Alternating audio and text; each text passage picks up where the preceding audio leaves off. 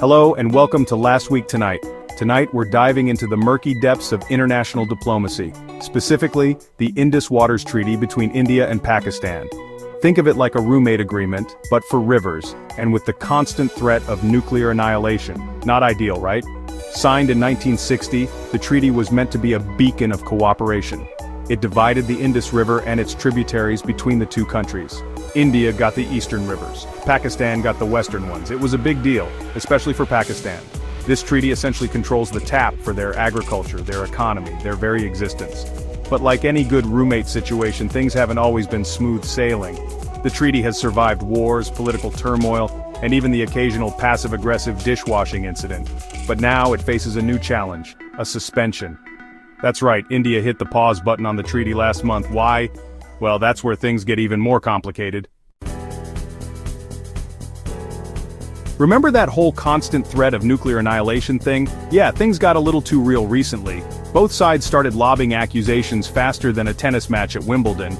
Tensions escalated, leading to, let's call them, skirmishes. Thankfully, cooler heads, presumably wearing very stylish helmets, prevailed. A ceasefire was declared. A collective sigh of relief swept across the Indian subcontinent, and probably the world. Except for the Indus River, because nobody really cares what a river thinks. You'd think a ceasefire would mean everything's back to normal, right? Not quite. The treaty remains frozen, like a mango lassi left out in a Delhi winter. Why? Well, the ceasefire was all about stopping the shooting. The treaty? That's a whole other negotiation, apparently. So why all the fuss about a river? Well, imagine if your roommate decided to turn off the water supply. No more showers, no more drinking water, no more flushing the toilet. Not ideal, right? That's essentially what Pakistan is worried about. See, the Indus River is their lifeline. It irrigates their crops, powers their industries, quenches their thirst. 80% of Pakistan's agriculture depends on this water. That's not just a statistic, that's millions of livelihoods, millions of families depending on a river that might as well be held hostage. The suspension of the treaty throws everything into disarray. It creates uncertainty, fear, and a whole lot of dry spells. And remember, this is happening against the backdrop of climate change, which is already messing with water availability globally. So yeah, not exactly a great time for a water crisis. So what happens now? Honestly, nobody really knows.